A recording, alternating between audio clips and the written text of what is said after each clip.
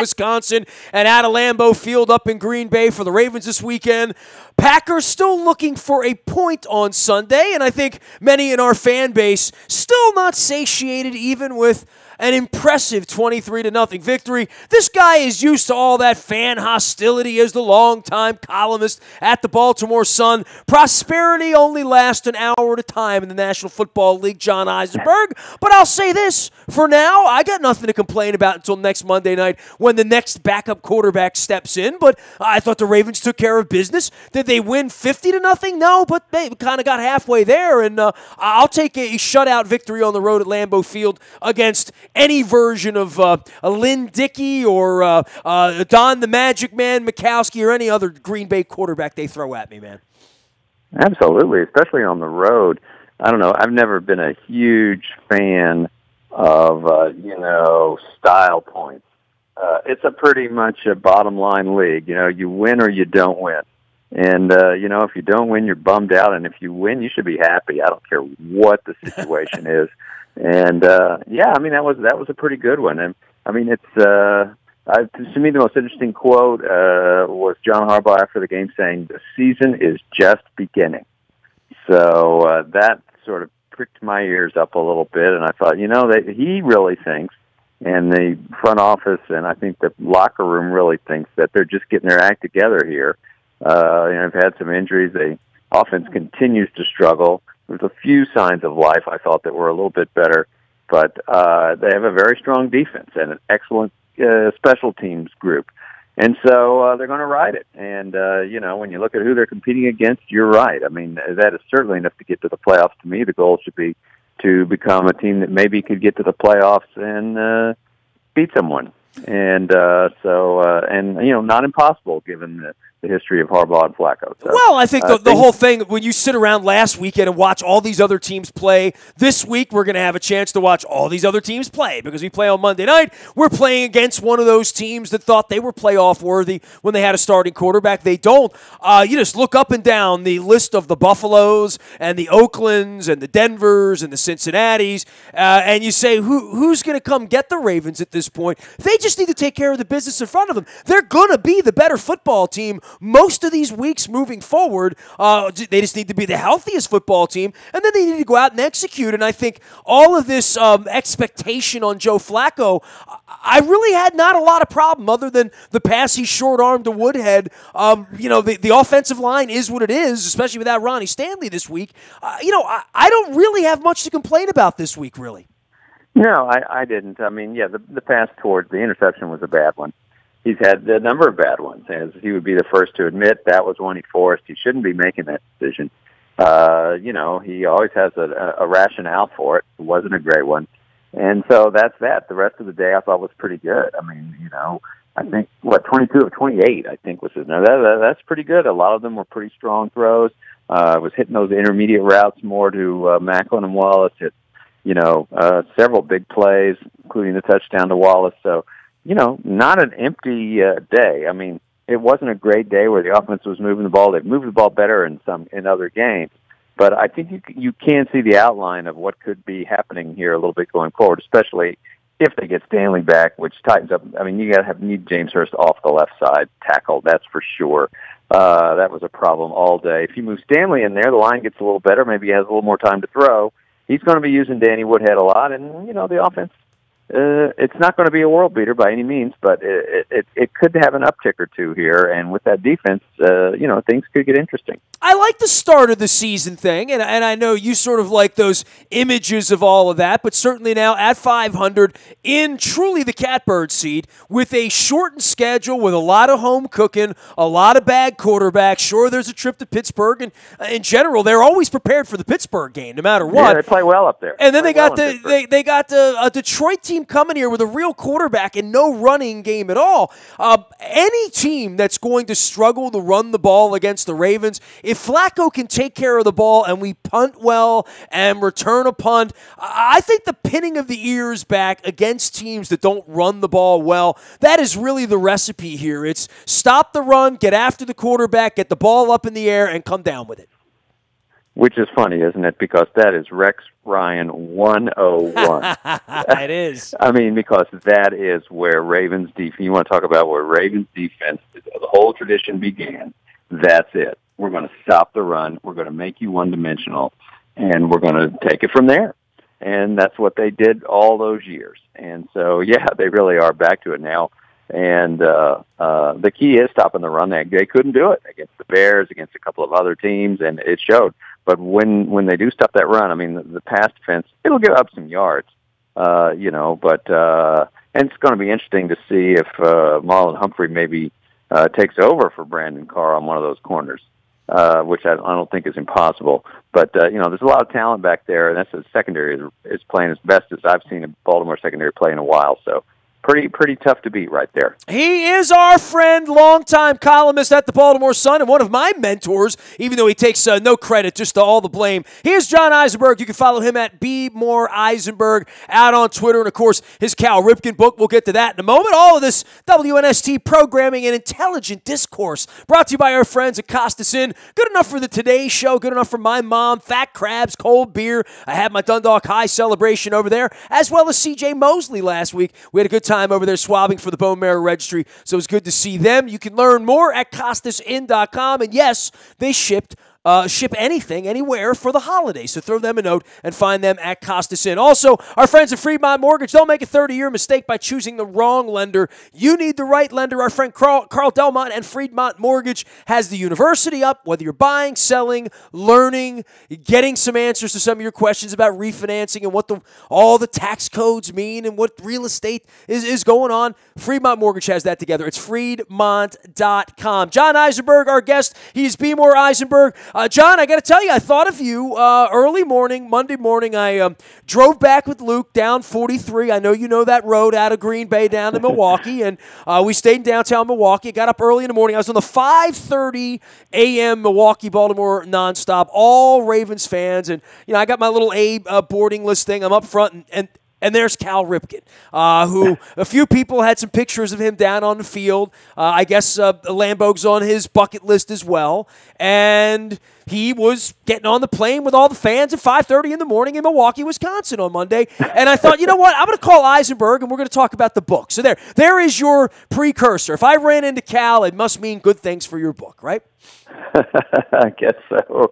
Flying Southwest. Good to hear. Well, it's true. Well, tell me about the book and how you're doing. I know you're out signing them here for the holidays, and it is not baseball season, but for people who love baseball or love a good story, you've amassed this incredible addendum that goes along with the significance of what Cal Ripken pulled off here 2 decades ago.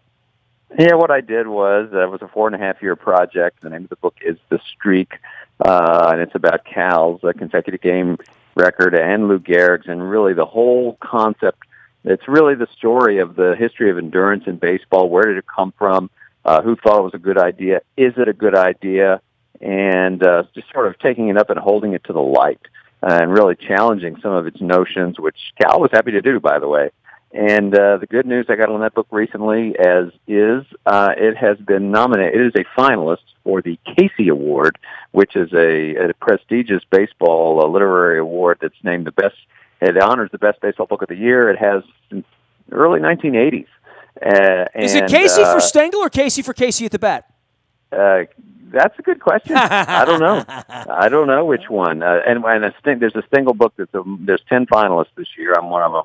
And there is a Stengel book in there, so maybe I'm destined to lose. But anyway, it was very nice to be selected for that and a finalist. And they pick it in the ceremony. The Winners Award ceremony is in Cincinnati in March, so we'll see what happens. But anyway, it was very nice for that book to be selected that way. Well, if they fly you to Cincinnati, just get some chili. I know they will not be playoff bound. I start to look at the rest of the schedule, John, and I don't know what to say, that if they don't make the playoffs, if I'm Bisciotti, if I'm Harbaugh, if I'm Flacco, I would be a little embarrassed, quite frankly. I mean, if they're going to lose to Deshaun Kaiser or lose to Jacoby Brissett or lose to Tom Savage at home here on Monday Night Football, then they don't deserve to be playing in January. And I guess conversely, to your point, all of this, well, if we just get in there, is that good enough? What if you stub your toe? Hey, you get in the tournament and you got to go to Kansas City or you got to go to Jacksonville or you got to go to Nashville. I'll take my chances against any of them. And you also take your chances that those teams may not be healthy in January. Totally. Jacksonville, having beaten the Ravens 44-7 the first time around, do you think it will happen again? No, it will not happen again. Jacksonville will be making their first playoff appearance in a long time. Honestly, it sounds funny coming when the way the first game went. I think the Ravens. If I'm the Ravens, I like that matchup. I think that's one you can go in there and win. Kansas City, golly, they couldn't even beat the Giants. It's just there's too much. I mean, pretty soon you're going to run into a Pittsburgh, you're going to run into a New England, and you're going to have your hands full. But it's just wide open for the Ravens to maybe get their act together a little more and actually make something happen a little bit. So, which is hard to believe at 5-5. You can always. You can always read John's breakdown. I was going to promote your BaltimoreRavens.com piece because, you broke down all various points of this, but the secondary really is becoming the story, right? That was something you pointed out, something obviously Luke and I have talked about, but one of the things is we don't talk much about them, right? Literally, we don't see them getting beaten, and Jimmy Smith, a healthy version of Jimmy Smith, looks all the rage like the first-round draft pick that maybe Brashad Perryman will never be at this point, right? Well, I don't think Perryman will be, no, but Jimmy Smith definitely is, and they're not even throwing at him. The poor Hundley yesterday, takes one shot at him on the goal line, and Smith makes an incredible play, comes off his own receiver, makes the interception, and the game is never the same. So Jimmy's playing great. I love Marlon Humphrey. I have from the beginning, and really, you listen to the Ravens coaches, Dean Pease, all of them down from the get-go have said, we love this kid. And so, I think he's going to end up on that other side. He's a press corner. I saw a stat, Nestor, where, let's see, it was measuring the percentage of times that you are lining up your cornerbacks in press coverage. Far and away, the Ravens lead the league. I think 61% of the time. The next closest was like 45. They are lining up aggressively and really playing strong football in those corners. And on a timing, it's disruptive, right? It's literally disruptive for the routes and for a young quarterback where everything's timing and reads and where's my guy. Your guy's 3 steps shorter than where you thought he was, and here comes Matt Judon on one side, and here comes Terrell Suggs on the other side. That kid held the ball all day on Sunday and Suggs mentioned this in the postgame, he was afraid of throwing the football once he threw a couple of picks. So now you got him not just the yips, but he's not going to get rid of the football. He's going to sit there and eat it. Yeah, no one's. And what's really interesting, and believe me, I'm aware this is getting ahead of myself, but what's interesting is that, as you know, the whole New England thing is a rhythm offense, the whole passing game. And the times when the Ravens have had success against Brady and the Patriots over the years, it has been when they were able to disrupt that rhythm. It's a timing passing game. So you have really strong press coverage on your cornerbacks, and those quick little routes aren't so open. Things can get interesting. He holds the ball for that 1 second too long, and, the pass rush is on him. So that's how they've had success before. So an interesting thing to think about.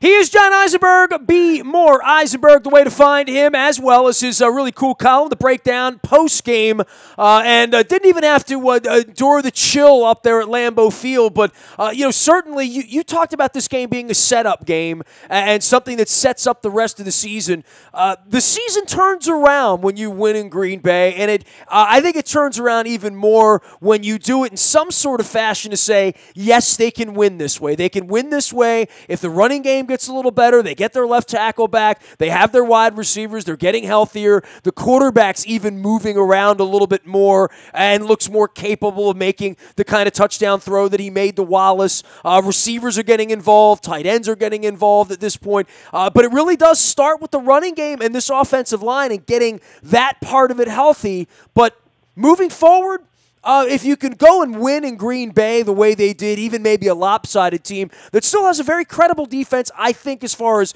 until the Clay Matthews and those guys start to break down, but certainly the interior part of their D-line and their core in the middle of their defense, a legitimate squad, and you're going to see a legitimate squad from the Texans, but we're not going to see much in the way of quarterback play the rest of the way, and that opens up possibilities here that we can be talking about January with a 5-5 team. Yeah, it does. I mean, and the things you're looking at, what do they need to do going forward? Don't take care of the ball. Be smart. I mean, it's not a huge margin of error when your offense is not lights out. You don't have a huge margin of error. Your defense needs to continue to play well. Your offense cannot turn the ball over, and they do need to, when it's sitting there, a scoring opportunity. Don't cough it away with a penalty or a stupid snap over the head.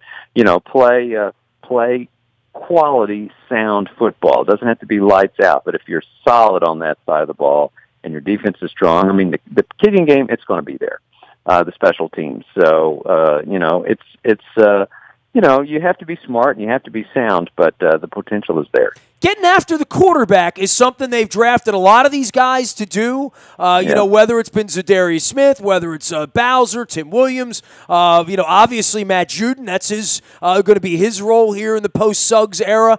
That part of it is improving, maybe more than the rest of it. We thought the corners were pretty good, and they've stood the test of time. But the pass rush was something that was very up and down earlier in the season. That is much more, I would say, consistent to this part of the year. Well, certainly Judon's emergence is really helping. And golly, Willie Henry, in the middle of the defensive line, is just exploding, and really from nowhere. I mean, this is a kid that couldn't even think. He was a healthy scratch all last season. He had like a redshirt year, and they put him out there, and all he's done is make plays from the moment they put him out there.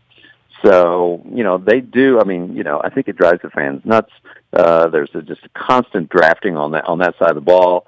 And, it's a fair question whether they should have been drafting offense more.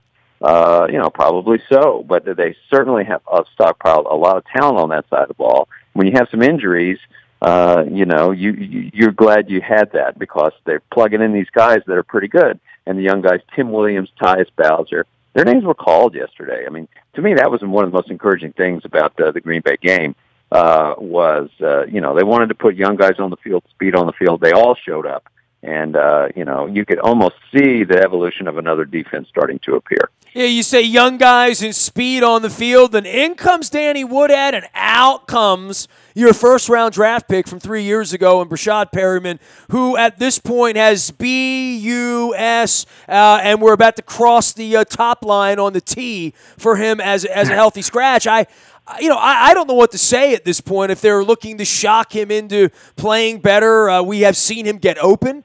We have seen him not go up in the air to get balls. We've seen balls bounce off his chest. I mean, it's been a litany of errors, but this is a guy that they still say, he's fast, the hands, this, that, he flashes, and yet they can't get him on the field, and I don't know what the wake-up call there is other than he just hasn't been good enough. And I don't know if they're going to quit on him or whether this is – and even Harbaugh after the game was a little bit coy in saying, I'm not saying he's playing next week. This has been incredibly disappointing for the organization.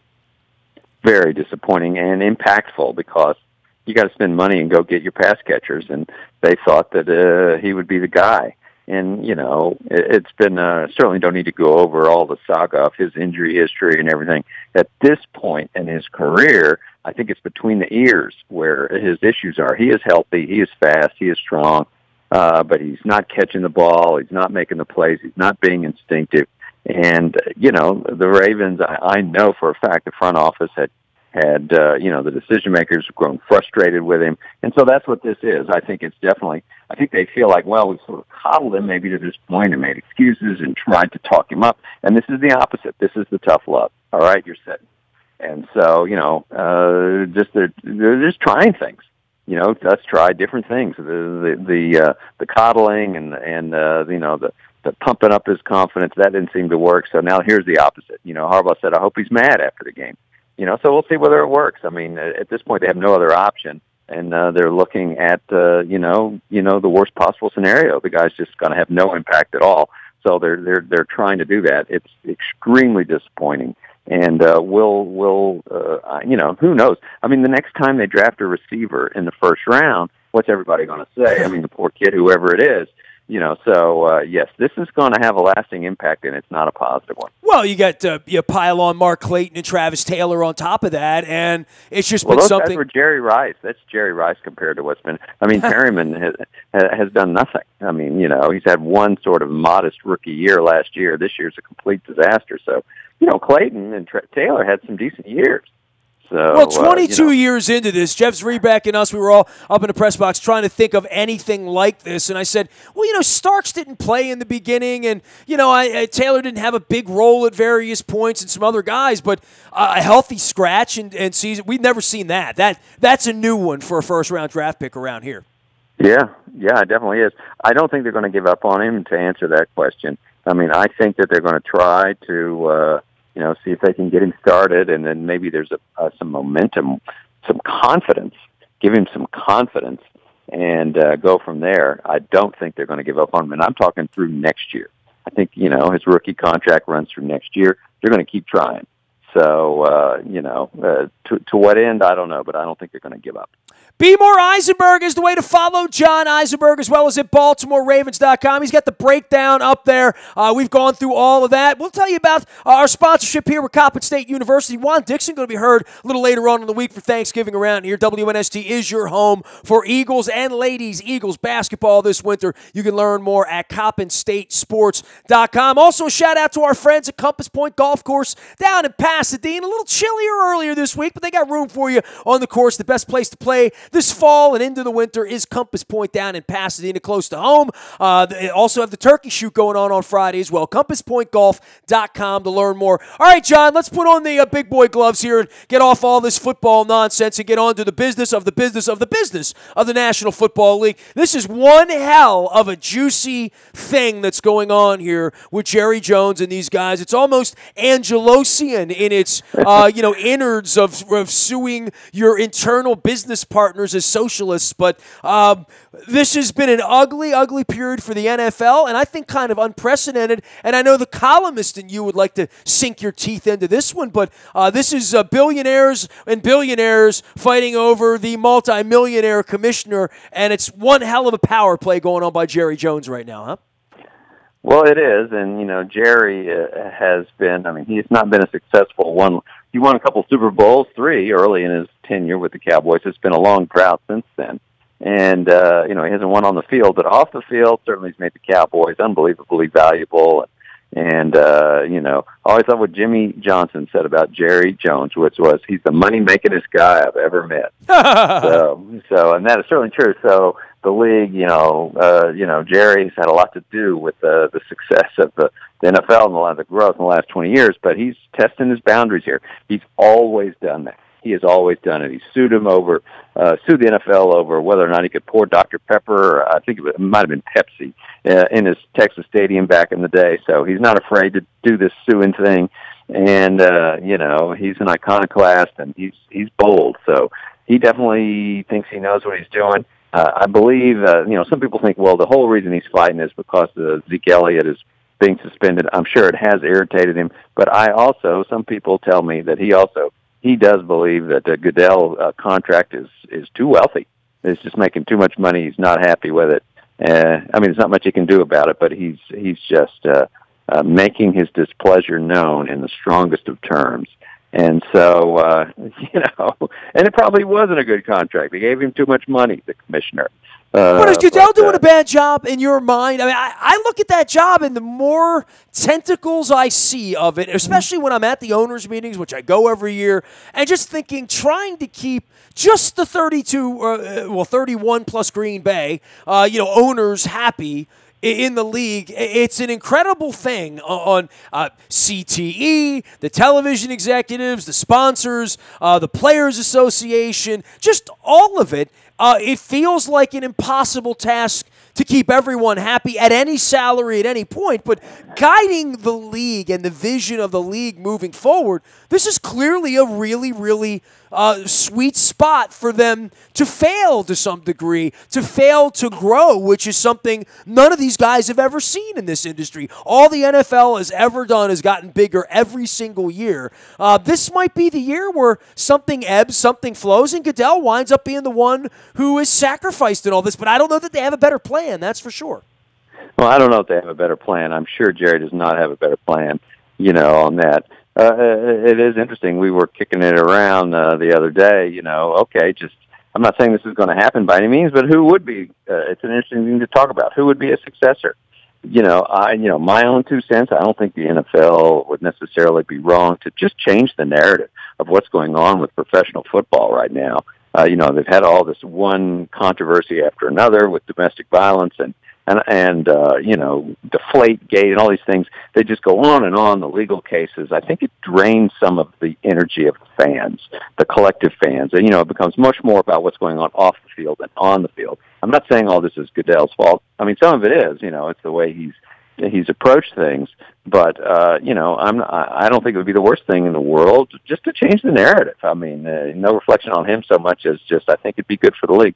But I don't know that they're going to see that. I really think you may be right. It may be it's like the mayor of New York. It's almost a no-win proposition. It's a very tough job. You can't make everybody happy. So I don't know. It's a very, very difficult job at a tough time for the NFL right now. No question about it. He is John Eisenberg. The book is The Streak on all things Cal Ripken and Lou Gehrig and the Iron Man record, published this summer, but that makes a perfect holiday gift. And, of course, you can follow John at @BMoreEisenberg on Twitter. Love you. Appreciate you, John. I do like where the football team's headed. I like that we're going into a December where there's going to be relevant football, and I have higher expectations than I've had in some time for them to actually play this football game the first week of January somewhere. I've circled the weekend, and I think you and I are going to be somewhere watching them play football. I really believe that. Yeah, I think you may be right. I think it'll be Jacksonville or Kansas City, something like that. I can see that starting to happen. Well, Jacksonville has a pool, so let's start with there, okay? Right. And plenty of good seats available as well. John, great to have you on as always. Take care. Good luck with the book this holiday season, pal. All right. Thank you very much. Be More Eisenberg, the way to follow him out on Twitter as well as at BaltimoreRavens.com with his post-game breakdowns. My mentor and friend, John Eisenberg. You can find all of that conversation as well as all of our conversations in the buyatoyota.com audio vault 24 hours a day from anywhere in the world on your mobile device by downloading the TuneIn radio app. We do come in crystal clear from wherever you happen to be. Nasty at WNST.net finds me. I'm on Facebook, Twitter, LinkedIn, Snapchat, Instagram. We stream live on our Facebook Live as well as our YouTube WNSTV channel. Don't forget our morning newspaper also ships to your email inbox at 7 a.m. each and every morning. It comes digitally, paperless, and free. It's all brought to you by Planet Fitness and PlanetFitness.com, where it's still $10 a month to get in the best shape of your life. And, of course, there's a Planet Fitness right around the corner to work off all the eggnog and the pumpkin cheesecake you're going to be working over here this week as we head into Thanksgiving weekend. Last but never least, any breaking news. If my man Dan Duquette, who I ran into at BWI on Monday, makes any steals or deals, you'll get them all first on the WNST Tech Service. That is our breaking news service. It's the best thing we do around here. It's all brought to you by Coons Ford of Security Boulevard, Dennis Colazzos, here on Wednesday this week in advance of the SSV on Sunday. But he is heard each and every Thursday from 3 until 5. It is the SSV on WNST. I am Nestor, nasty at WNST.net reaches me, and like Mr. Angelos, a very available individual here for all complaints and turkeys.